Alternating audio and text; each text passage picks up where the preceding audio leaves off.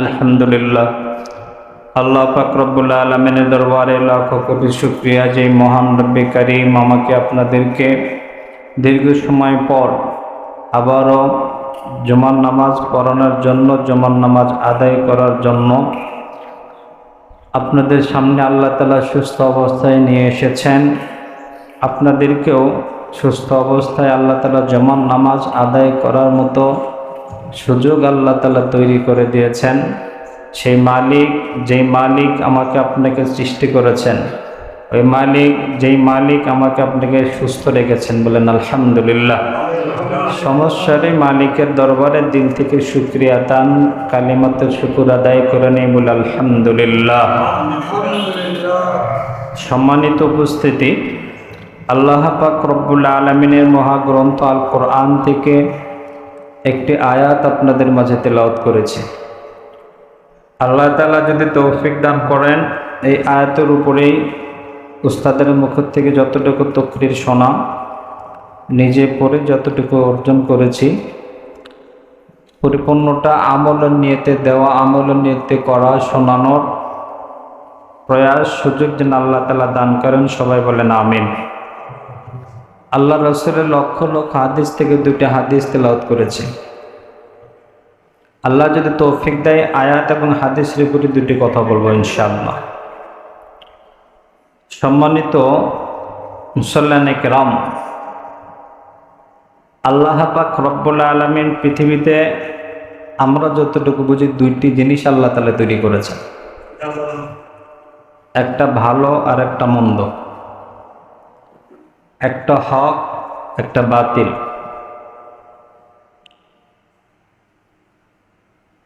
হক যেটা, এটা বরাবরই বিজয়ী, যেটি একটু বিলম্বে আসে, ধৈর্য ধারণের ফলে আসে, তবে এটা বিজয়ী হবেই হবে। মূসা আলাইহিস সালাতু ওয়াস সালাম ছিলেন হকের পক্ষে, ওই সময় বাতিল পক্ষে ছিল ফিরাউন। ইব্রাহিম আলাইহিস সালাতু ওয়াস সালাম ছিলেন হকের পক্ষে, বাতিলের পক্ষে তখন নিয়েছিলেন নমরুদ। মুহাম্মদ আরবি সাল্লাল্লাহু আলাইহি সাল্লাতু ওয়াস সালাম ছিলেন হকের পক্ষে, আবু জেহেল, উতবা, সাইবা এরা সকলেই ছিল বাতিলের পক্ষে।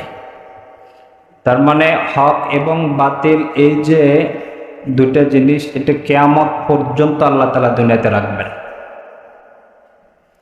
এখন আমাদের কাজ হলো কে হকের পক্ষে, কে বাতিলের পক্ষে, এর উপরেই আল্লাহ রাব্বুল আলামিন কিয়ামতের মাঠে বিচার করবেন।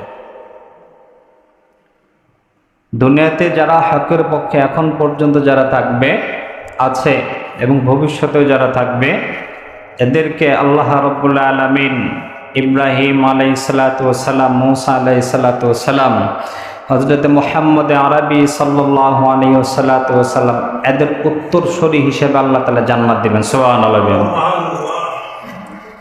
হক যেরকম আছে, বাতিলও থাকবে কিয়ামত পর্যন্ত। ওই সময় আবু জেহেল, উতবা, সাইবা যারা ছিল, আল্লাহ রাসূলের বিরোধিতা যারা করে গেছে, আজ অব্দি কিয়ামত পর্যন্ত আবু জেহেল, উতবা, সাইবা, ফিরআউন, নমরুদ এদের উত্তরসূরি কিয়ামত পর্যন্তই থাকবে। ওই সময়ে আবু জেহেল, উতবা, সাইবার কাজ যেগুলো ছিল, এখনকার তাদের উত্তরসূরিদের কাজও তাই থাকবে। এখন বিচার হলো আমি কোন পথে যাব, আমার করণীয় কি, আমার কাজ কি, কোন পথে আমার মুক্তির পথ, কোন পথে গেলে মুক্তি পাব, কোন পথে গেলে আমার দুনিয়াও লাভ, আখিরাতেও লাভ, এটা নির্বাচন করার মতো মেজাজ আল্লাহ তাআলা মানুষকে দিয়েছেন। সুবহানাল্লাহ। আর এই কারণেই মানুষকে আল্লাহ তাআলা শ্রেষ্ঠত্ব দান করেছেন, বিচারের মতো মেজাজ আল্লাহ তাআলা দিয়েছেন, বিধায় মানুষ শ্রেষ্ঠ। মানুষকে আল্লাহ তাআলা খায় বেশি, এই কারণে খাওয়ার জন্য আল্লাহ তাআলা মানুষকে শ্রেষ্ঠত্ব দেন নাই।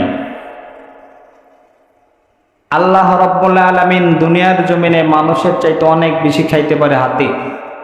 যদি খাওয়ার দিক দিয়ে আল্লাহ তাআলা শ্রেষ্ঠত্ব দান করে দেন, তাহলে আল্লাহ তাআলা হাতিকে দিতেন। বুদ্ধি মানুষের যতটুকু আছে, শিয়াল পণ্ডিতের বুদ্ধি অনেক বেশি। যদি বুদ্ধির তাগিদ আল্লাহ তাআলা শ্রেষ্ঠত্ব দান করতেন, শিয়ালকে আল্লাহ তাআলা শ্রেষ্ঠত্ব দিতেন। ঘুমানোর জন্য এমনও প্রাণী আছে সারা দিন রাত 24 ঘন্টা শুধু ঘুমায়। তার মানে আল্লাহ তাআলা এই খাওয়ার জন্য, পড়ার জন্য, ঘুমানোর জন্য, এই কারণে আল্লাহ তাআলা শ্রেষ্ঠত্ব দেন নাই। আল্লাহ তাআলা শ্রেষ্ঠত্ব দিয়েছেন শুধুমাত্র একটা কারণে, মানুষকে সৃষ্টি করেছেন, তার ভিতরে মনুষ্যত্ববোধ, বিচার করার মতো ক্ষমতা দিয়েছেন, আছে। এই কারণে আল্লাহ তাআলা মানুষকে শ্রেষ্ঠত্ব দিয়েছেন। সুবহানাল্লাহ। এই বিচার করার মতো মেজাজ থাকার পরেও যাদের চরিত্র ওদের মতো, খাওয়া, ঘুমানো, পড়া, কামানো, এদের চরিত্রের মতো যাদের হবে, এদের ব্যাপারেও আল্লাহ তাআলা বলেন, লাহুম কুলুবুন লা ইয়াফকাহুনা বিহা ওয়া লাহুম আ'য়ুনুন লা ইবসিরুনা বিহা ওয়া লাহুম আযানুন লা ইয়াসমাউনা বিহা উলাইকা কাল আনআম বাল হুম আযাল্লু উলাইকা হুমুল গাফিলুন।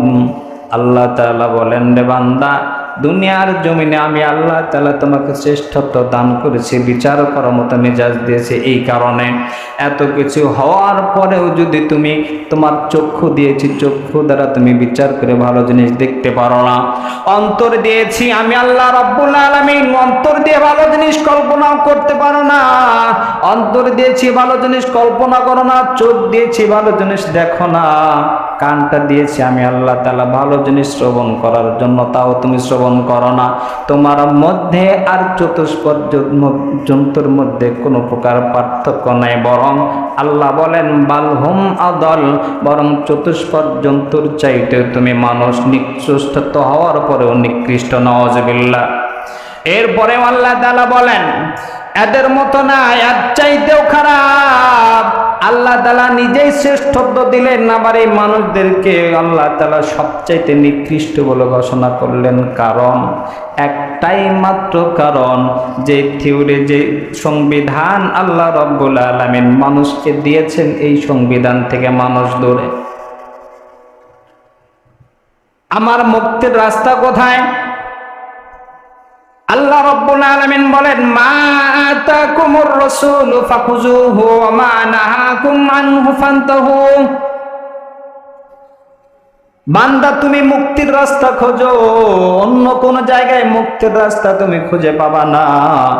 তোমাকে মুক্তির রাস্তা একটাই মাত্র রাস্তা, আমার পয়গম্বর যা তোমাদের জন্য নিয়ে আসছেন, যা আমল করতে বলেছেন ওটাই আমল করো। মা নাহাকুম আনহু, যেটা করতে বারণ করেছেন ওটাই বারণ করা, না করা। এই দুইটা জিনিস যদি মানতে পারো, তাহলে তোমাকে দুনিয়াতেও আল্লাহ তাআলা শ্রেষ্ঠত্ব দিবেন, আখিরাতেও আল্লাহ তাআলা জান্নাত দিয়ে স্বাগতম জানাবেন। সুবহানাল্লাহ। আল্লাহর পয়গম্বর বলেন, মান তামাসসাকা বিসুন্নতি ইনদা ফাসাদি উম্মতি ফালাহু আজরু মিয়াতি শাহীদ। ফিতনা ফাসাদের সময়, যেই সময় গুনাহের চতুর্দিকে গুনাহ করার মতো প্রতিযোগিতা শুরু হবে, মনে ইচ্ছা করলেও ভালো নেক কাজ বান্দা করতে পারবে না, কারণ চতুর্দিকে গুনাহ করার পরিবেশ।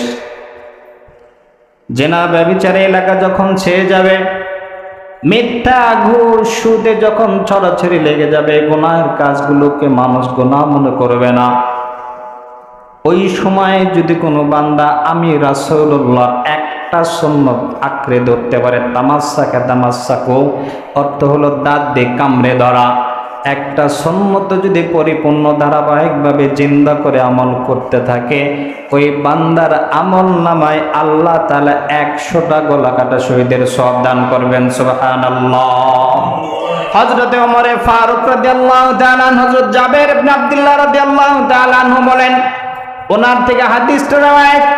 অপর এক জায়গায় আল্লাহর রাসূল বলতেছেন, শোনো উম্মত শোনো, ও সাহাবায়ে কেরাম, তোমরা যারা আছো তোমরা শুনে রাখো, ফিতনা ফাসাদের সময় যদি কোনো আমার উম্মত, আমার কোনো সাহাবী অথবা আমার কোনো উম্মত একটা সুন্নাত আঁকড়ে ধরতে পারে, তাকে আল্লাহ তাআলা 50টা গলা কাটা শহীদের সওয়াব দান করবেন। সুবহানাল্লাহ।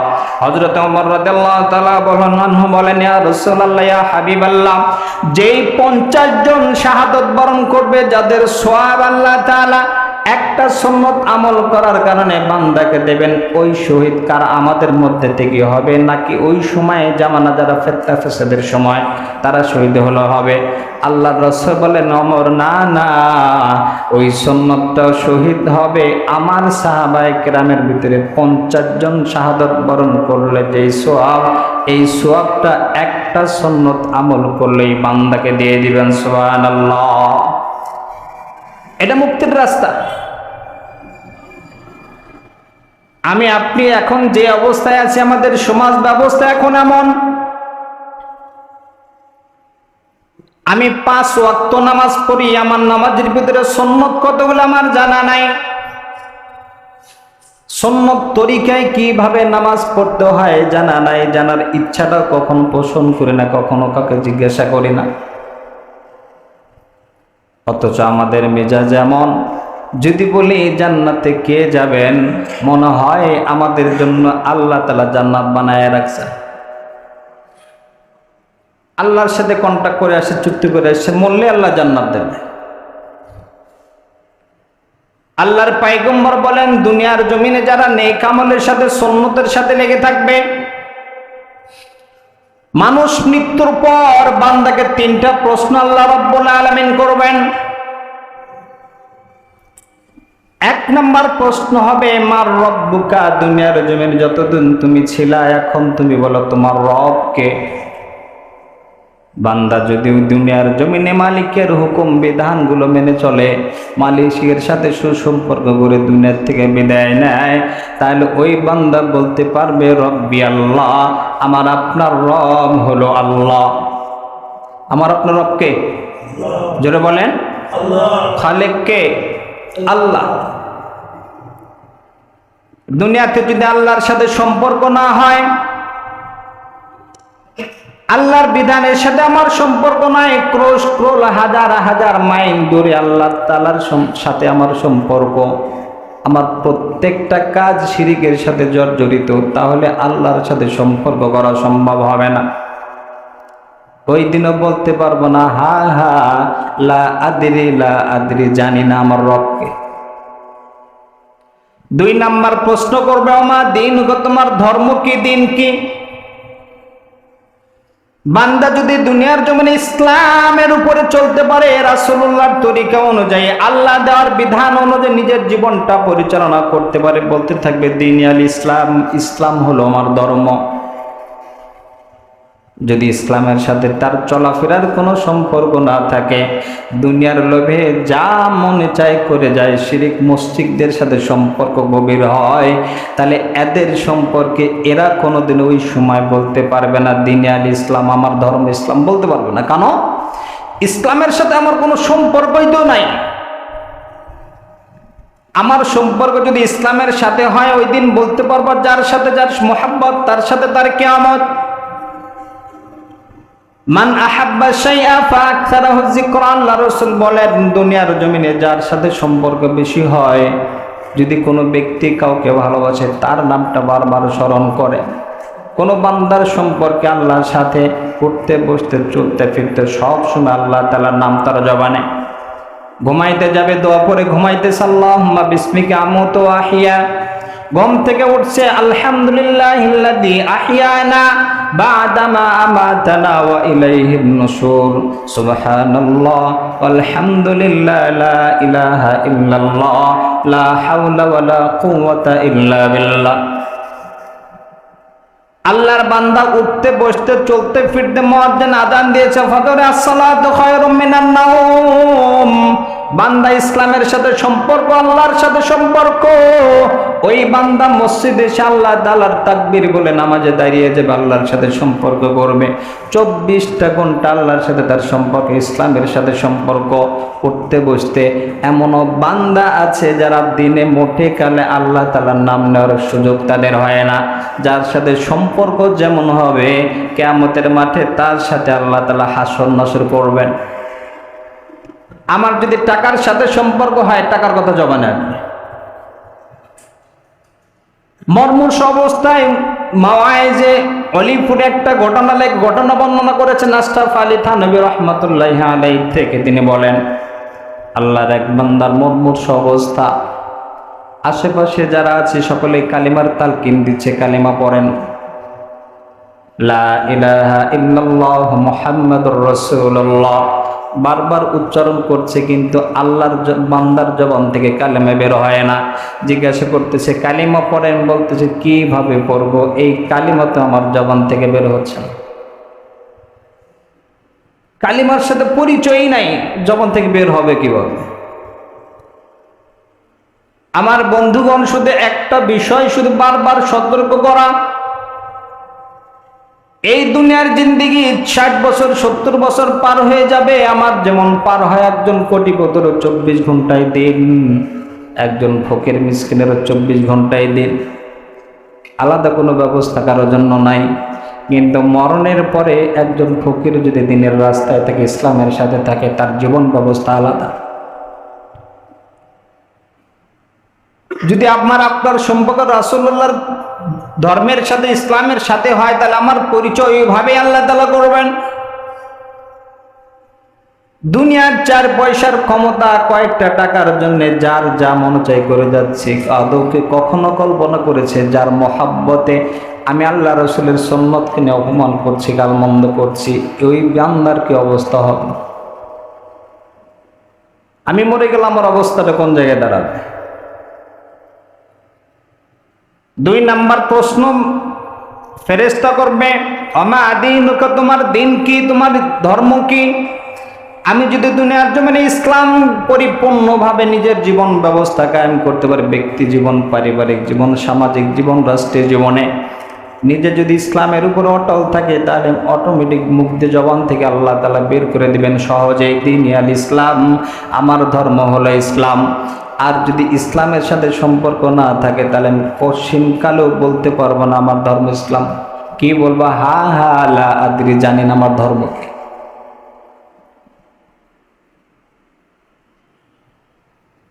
তৃতীয় নাম্বার প্রশ্ন ফেরেশতা যখন করবেন, মান হাদাল্লাযী বুইসা ফীকুম, এই লোকটাকে, যেই লোকটাকে তোমাদের জন্য দুনিয়াতে পাঠানো হয়েছিল, তুমি কি আমার তারিফ, তুমি একে চেনো?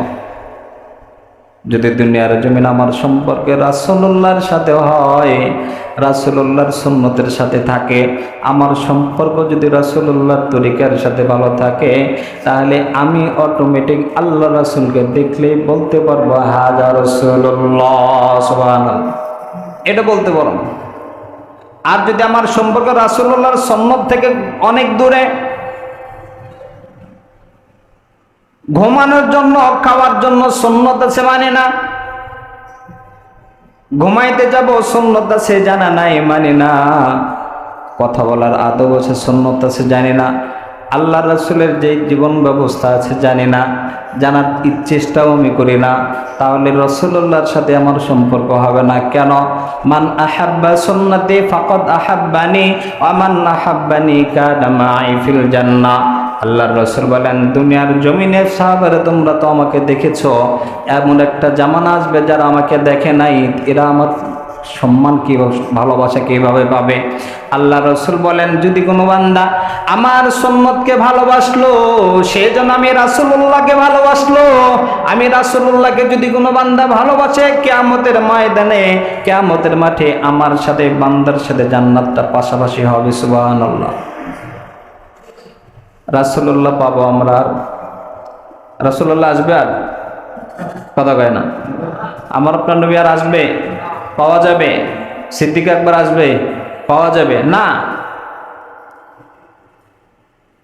তাহলে আর রাসূলুল্লাহর মুহাব্বত কিভাবে পাইতে পারি? আল্লাহ রাসূল বলেন, এই যে দুনিয়ার জমিনে যারা না থাকবে, এদের জন্য আমি রাসূলুল্লাহকে ভালোবাসার বহিঃপ্রকাশের আর একটা সুযোগ তাদের থাকবে, সেটা হলো উলামা ও উম্মতিকা আম্বিয়া বনি ইসরাইল। আমার জামানার উম্মতের ভিতরে ওলামা যারা, নবী ইসরাইলের নবীদের মতো এদের দায়িত্ব।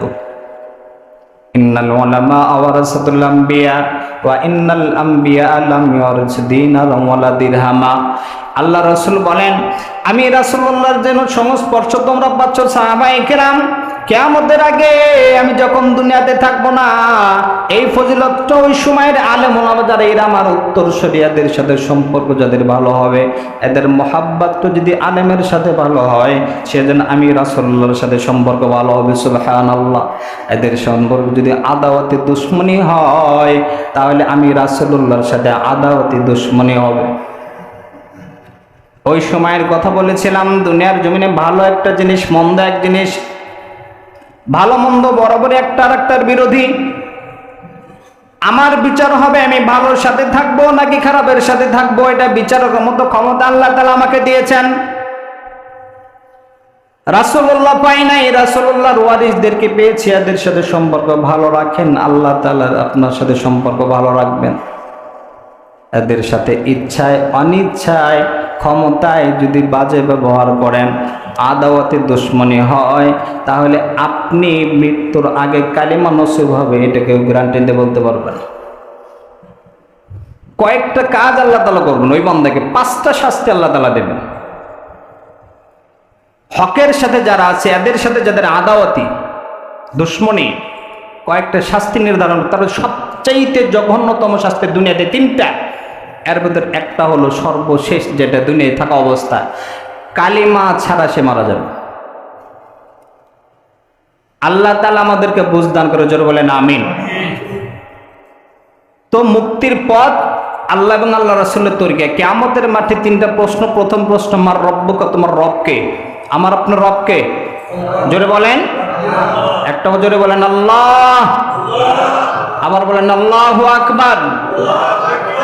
আমার আপনার রব।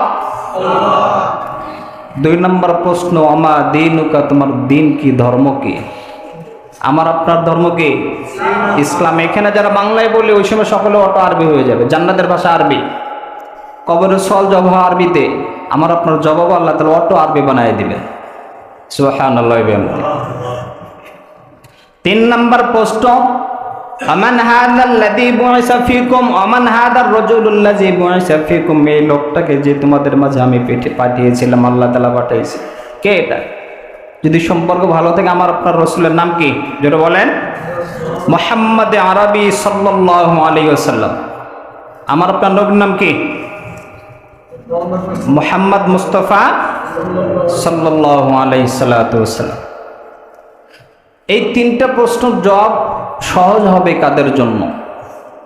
ওই ব্যক্তিদের জন্য, মা আতাকুমুর রাসূলু ফাখুযুহু ওয়া মা নাহাকুম আনহু ফান্তাহু। এই কবরের সওয়ালের জবাব সকলকেই আল্লাহ তাআলা ফেরেশতার মাধ্যমে করবেন। কারোর জন্য সওয়াল জবাবটা সহজ হবে, কারোর জন্য কঠিন হবে। কাদের জন্য সহজ হবে? তাদের জন্যই সহজ হবে যারা মা আতাকুমুর রাসূলু, আমার আপনার পয়গম্বর যা আল্লাহ তাআলা তাকে তা যা দিয়ে পাঠিয়েছেন, ওইটাই ফাখুজুহু, এটা আঁকড়ে ধরেছে। ওমা নাহাকুম, পয়গম্বর যেই জিনিসটা করতে বারণ করেছেন, ওইটা ছেড়ে দিয়েছেন। এই 2টা পথ যারা মানবে, এদের জন্য কবরের সওয়াল জবাব সহজ। রাসূলুল্লাহর তরিকা কি? রাসূলুল্লাহর তরিকার ভিতরে সবচাইতে যেটা উত্তম, যেটা আল্লাহ রাসূল বলে, আমার সুন্নাত আঁকড়ে তুমি ধরো। যেভাবে কথা বলেছেন ওভাবে কথা বল।